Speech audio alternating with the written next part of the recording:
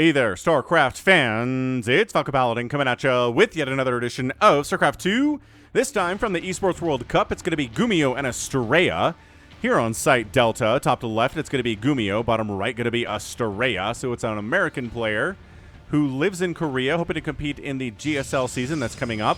And GuMiho, a Korean Terran player who is known for his cheeses, but rounded into a very, very good player. His cheeses are still dangerous, but man, he is an excellent standard player as well. He knows how to play mech, he knows how to play bio, he knows how to defeat Protoss players because he's a Terran, and Terran is very favored in TVP right now. But maybe not against Hero, and maybe not here against Astrea. So probe scouting, here is PD the probe. We got ourselves a gas, we got ourselves a gateway. We've got ourselves a gateway cybercore timing here from Astrea, and a gas here as well from GuMiho. So I think not going to be a Reaper, right? Maybe just a barracks into factory for those Hellions that everybody likes so much.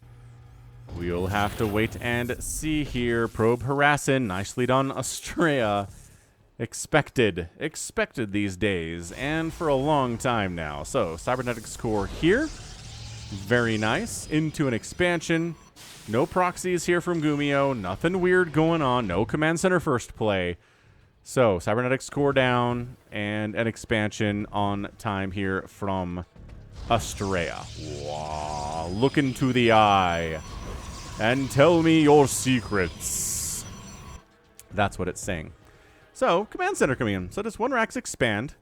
That's what we're going to do. Did that probe die? No, the probe went home. Probe didn't see that, did it? Nope. Probe didn't see anything that's coming in here at all. So it is a factory, but it is an expansion coming up inside the main base, trying to hide it from Astrea here. Adept on the way for scouting purposes. Really good at scouting. Second gas coming in now from Astrea. And so far, so good with that second base coming in a lot sooner than GuMiho's is. You do want that second base up. You want to be a base up on the Terran because mules are good. So what splash damage is Astrea going to choose today? If you try to win the game in the first like 5 to 10 minutes, you can get away with not having any splash. But after that, if you don't have any splash, you will just die to Marine Marauder no matter what you're doing. Like there's not a strategy you can do that will defeat Marine Marauder without Storm, Colossus, or Disruptors. Archons are on the list too, but I don't know. Not a huge fan of Archon. They can soak up some damage for sure. And they do bonus damage to Marines and Marauders, which is nice. So, I mean, there are reasons we might see them in this game. How about that? So, Adept swinging in and is going to see, right? Basically going to be like, oh, there we go. Yeah. Going to get in there. Oh, does catch a glimpse of that command center. So doesn't see it here, but gets deep enough into this area to get vision on the CC. If GuMiho was trying to hide that, he should have maybe a little bit further this way, right? Just maybe built a little bit closer to that refinery, but good information pick up there. Astrea is going Dark Shrine. Okay, Astrea. I'm on board. Let's see what we get. Cyclone out of the factory, then into a tech lab. Starport making a medevac. Going to try to deal with potential oracles flying into the base. Potential Phoenix being problematic, but no. It is DTs. It is sub 4 minutes here with this Dark Shrine. All right. I like it. I like it a lot. Okay, so War Prism coming in from Astrea. Obviously going to use that for DTs to get them inside the main base because this is a wall. And it's tough to walk in the front door with DTs against Terran. Against Zerg, you can kind of just do it. Zergs aren't going to wall off.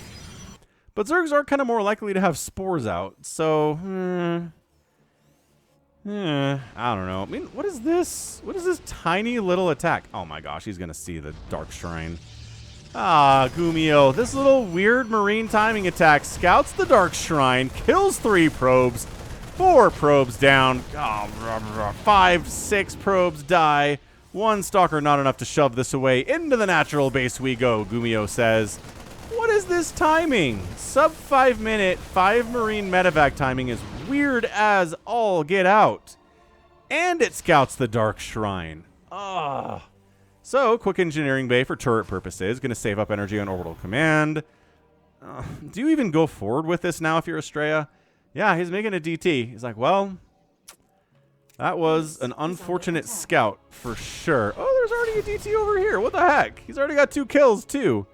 Did you just walk? Okay, hold on. I mean, no, he got warped in over here. Oh, my gosh. He's like, he's expecting me in the main. And there's a Raven. And there's a Raven. Oh, so while this is happening, there's already a warp prism up here, and there's already DTs being warped in. Like, Astrea doesn't have to make that decision because he already did. So this... all right. So this DT wanders over this way. This DT comes over this way. All right. I totally missed all this stuff. In fairness, that warp prism is very hard to see up here on the top of the map. So this DT goes in. Look at the timing here. He hits both mineral lines at about the same time, but then there's a Raven. And there's a Cyclone, so we got to get it out of there. This guy ends up taking down a couple SCVs. Nice. And then just hoofing it out of there because he's like, you have a Raven. That's sort of the anti-DT tech, isn't it? Yeah, perma detection of any kind is wonderful. Yeah, Warp Prism can't sneak in there because there's a Cyclone and a Raven.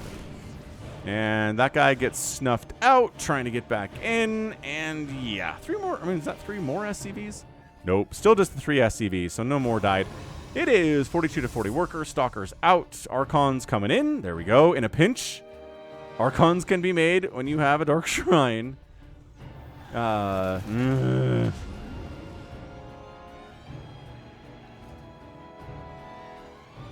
Yeah, trying to just be a nuisance over there on that side of the map is Astrea, but I don't know. Templar Archives coming in. Going to get some of that storm. Probably need a 3rd base sooner rather than later if you're Astrea. Just because, well, it's a 2-basing Terran with 43 SCVs, and you got 46 workers, and, let's just say you're not the happiest of campers.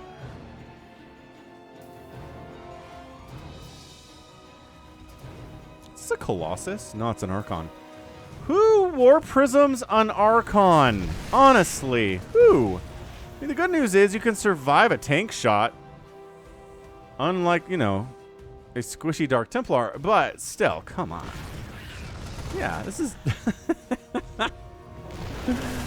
this is very strange stuff, and I like it, man. The creativity of Astrea is on display here, and he's getting a 3rd base. He's very creative, and he's macroing. Yes, okay, so he's getting a 3rd base behind this. High Templar getting scanned, Storm getting Chrono Boost. It is being Chrono Boosted. All right. So Storm's going to be in play, but GuMiho's on the move out. Marauders, yep. Tanks, yep. Marines, yep. What did I say? What did I say about Marines and Marauders? They will kill you unless you have the splash. Or if you have a million Zealots, maybe with an armor upgrade, right? Zealots are really good at this. Ooh, denying. No! Medevac keeps the SCV alive long enough to get that 3rd base. Zealots don't have charge yet, so I mean, they're soaking damage, but not really able to get on top of this and do much damage. This 3rd base is in so much trouble. And Astrea's moving out anyway. Astrea, dude, you got to come back with those Zealots. Okay, he's just going to cancel this. That is a sacked Nexus. He's making no move to come back at all. Yeah, canceled. Oh, Astrea, this is so bad for you, my guy. But slow Zealots move across the map. No one expect, and he forces a cancel on the 3rd base for GuMiho. So we're not even, but he needed that. He's got a 3rd base coming up down this way. Siege tank positioning can shell the front door of the natural base here on site Delta. Really problematic. Zealots got 10 seconds to charge. Immortals do really well against both siege tanks and Marauders. Shield battery overcharges, popped, and GuMiho falls back. Just falling back here, no big deal. Everything is cool and smooth and chill over here in GuMihoville. Alright, Widow Mines firing in. Zealots charging in here too. Auto turrets get laid down to try to deal with this, but Storm blanketing everybody, forcing that retreat. Tanks go down.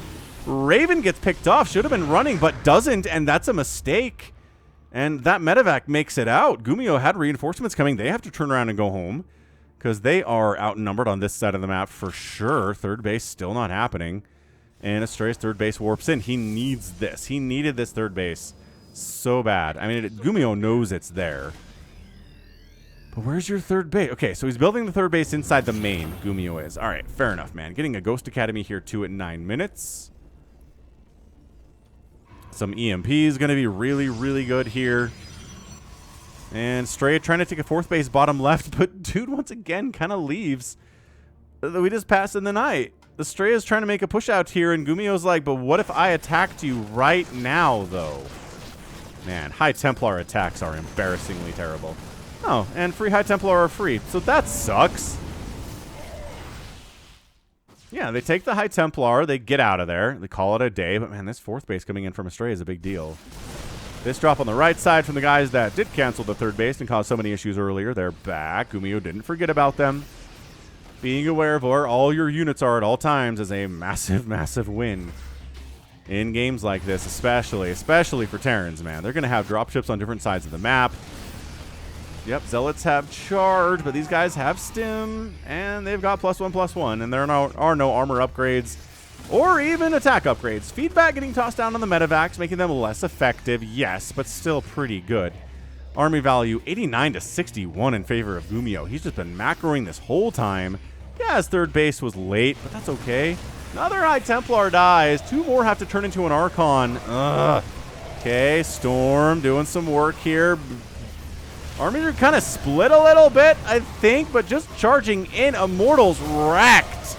No, one Immortal dies. The other one manages to live. More feedbacks on those medevacs. And okay.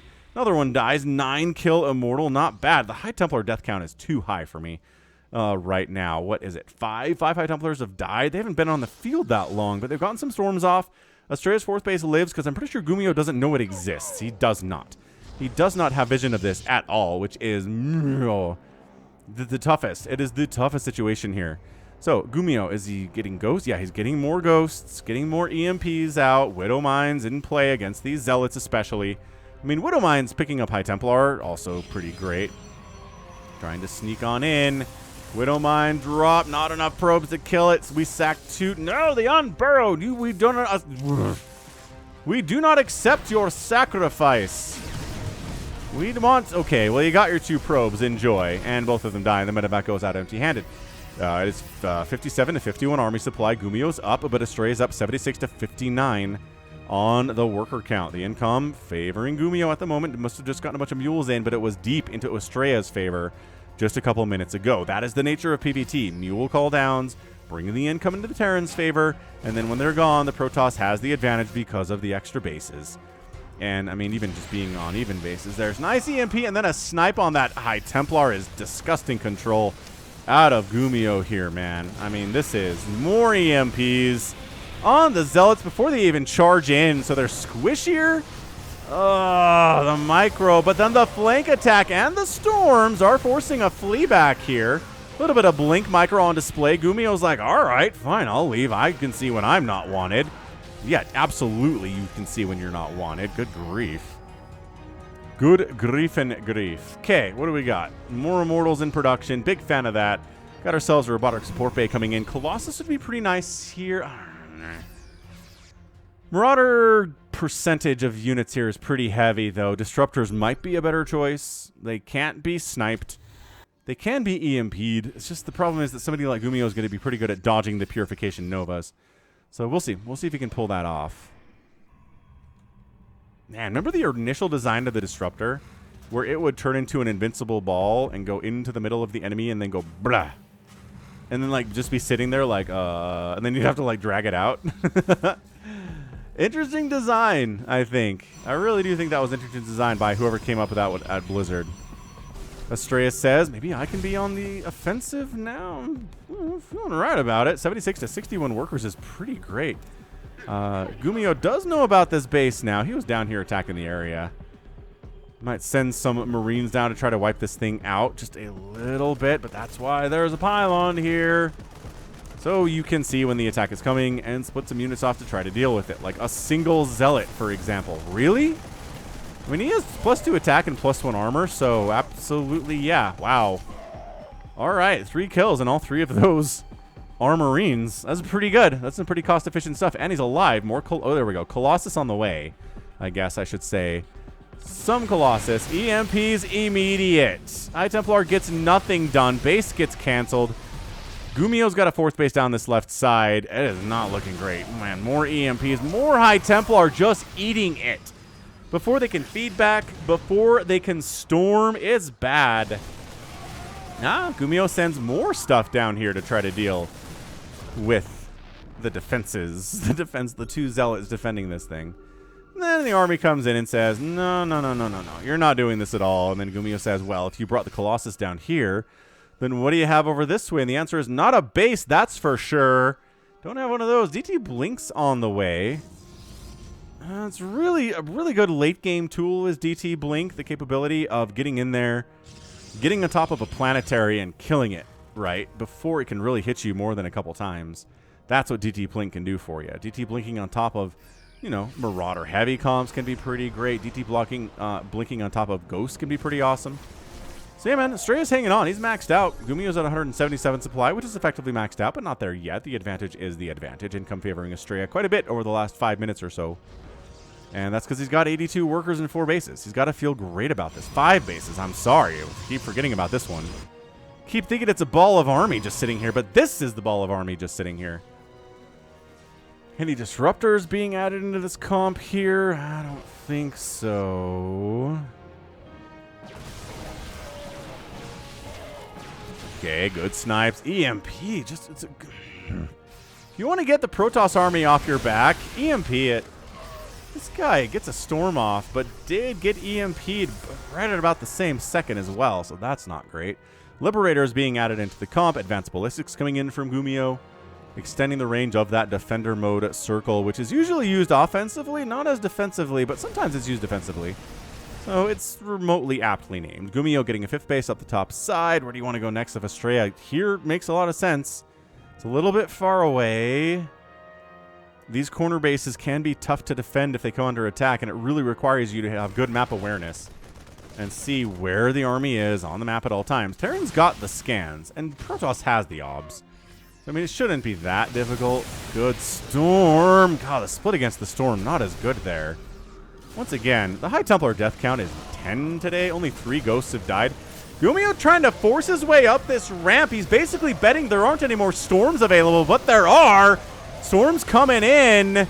Marauders are like, we can eat 2 or 3 storms without dying, you know. And it's like, yeah, but then you're injured and the Marauders do better against you. Just bruising you up is good enough for me. A lot of medevacs here as well. Okay, Liberators getting picked off as they run. Liberators getting picked off as they don't run. And Astrea says, who can push? Who can push? I've got a bank. You don't have a bank.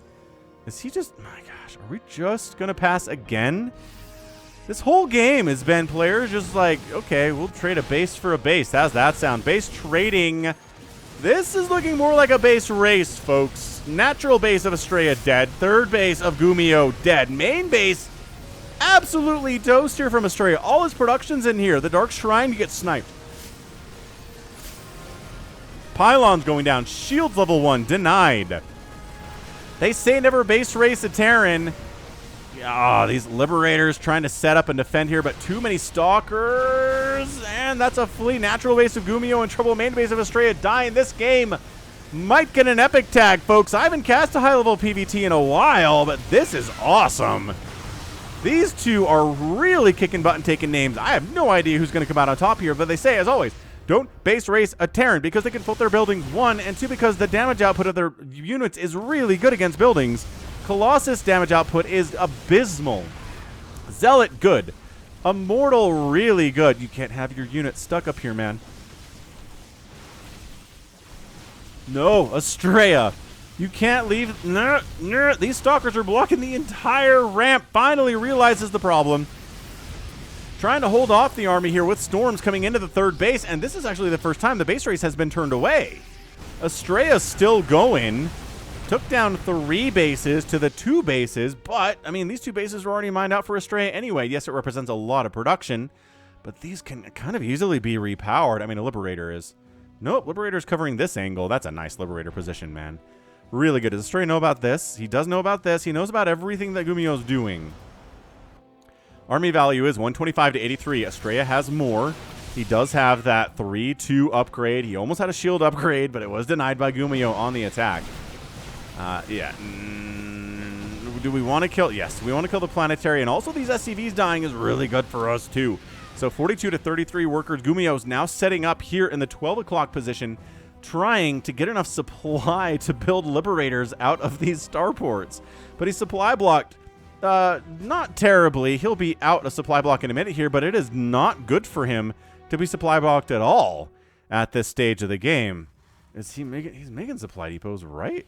He is. He's making one supply depot. He doesn't have a ton of cash. Astrea does.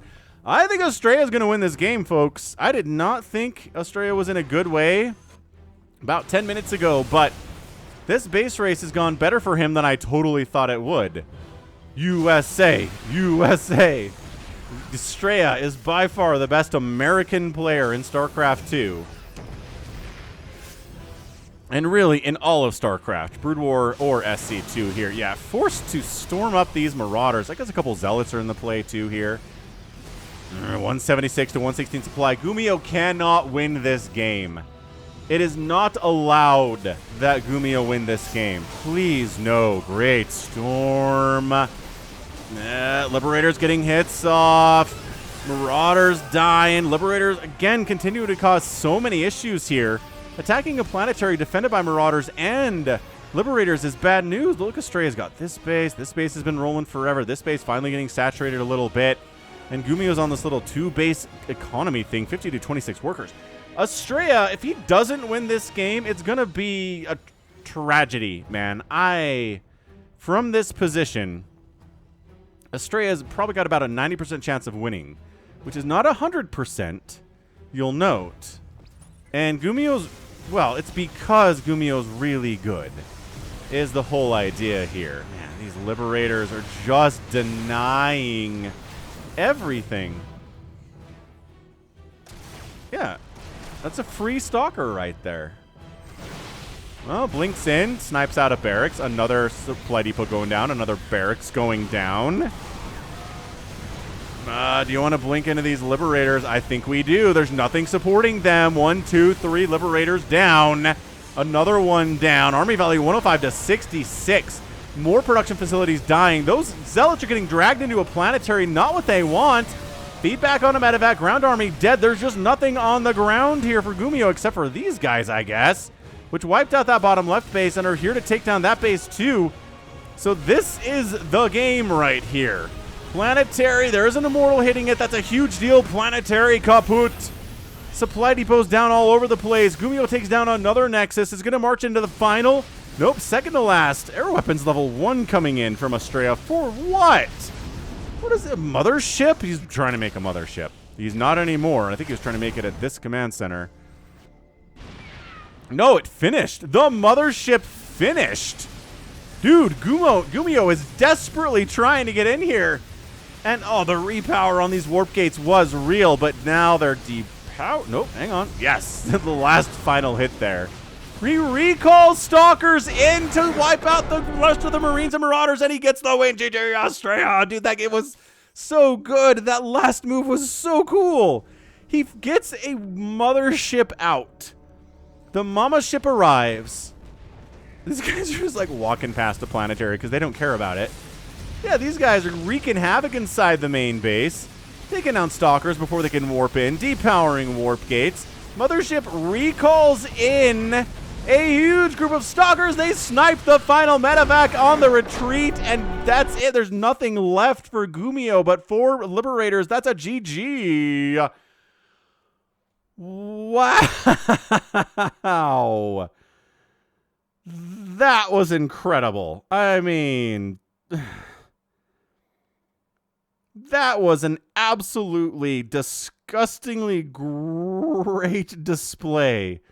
Great display of how to play PvT there from Astrea. He gets the win at the Esports World Cup. What an incredible win that was for Astrea. Yo, PvT. Terran is favored these days. GuMiho's been playing so well in 2024, but Astrea takes him down in a 22-minute PvT. My goodness, he gets his DT scout. He takes down 3 SEVs with him, which is nice. basically as good as you can do here once your DTs have been scouted. He lost 4 Nexuses, destroyed 3 orbitals, 2 planetaries. And, I mean, barracks went down, starports died, 58 SCVs died, 57 probes. It was a bloodbath on both sides for economies. But that doesn't matter. It doesn't matter in the long run, as long as you can get that win, as long as you can have the better economy at the end here, which is exactly what this is. The last 10 minutes is all Astrea all the time. There's a little tiny bit of blue. They're at about 12 minutes. 12 minutes, like 8 minutes ago? Yeah, 8 minutes ago. But not enough. So GG. GG. 6 ghosts, all the ghosts died, 18 High Templar died, and a bunch of them were forced to be turned into Archons too, and they died. So, I mean, that's a lot of spellcaster death. Great EMPs from GuMiho across the board. They say never base race a Terran, but you know what? Astrea just base raced a Terran and got the win. And sometimes Liberators, you know, I think that was a mistake there from GuMiho when right here, right? These Liberators, yeah, they're covering this area. But if it's just Liberators, Protoss learned years ago, you just blink into them. Just blink in, kill every single one of them, and now the Liberator count's not nearly as scary anymore. Yeah, blink into them again. See? If there aren't any Marines or Marauders on the ground supporting the Liberators, you can just blink into them and kill them. That's all you gotta do. Yeah, I mean, that was... Oh, it's so good. And it was 3 Immortals firing on that planetary. So it's definitely going down. I only saw this guy. These guys on the right side definitely played a big part of it. Trying to get rid of the production capabilities, trying to take down these SCVs. On the other side, this group does deny a plus air weapons, which I guess was entirely for the mothership attack, which, sure, I guess. And then he loses some units because he's just like, this is really bad for us. But, man, it's 101 to 28 army supply. I mean, this is it. This is GuMiho's army, except for some Liberators. And then the very, very cool Recall Stalkers in. Snipe the medevac. Such a good move. GG. Astrea gets it. Resources lost. 32,000 to 39,000. Astrea on the lead there. Lost fewer resources in a PvT. That's what you want to do. So, awesome. Awesome, awesome stuff. And that's going to be it for me today. This has been Falcon Paladin coming at you with yet another edition of StarCraft 2 Legacy of the Void from the Esports World Cup. Go ahead, hit that like button. Hit that subscribe if you like what you saw, what you heard today. You can also catch me on Twitter, Facebook, Patreon, and Twitch, all at /Falcon Paladin. And until next time, as always, thank you so much for watching, and you take care of yourself.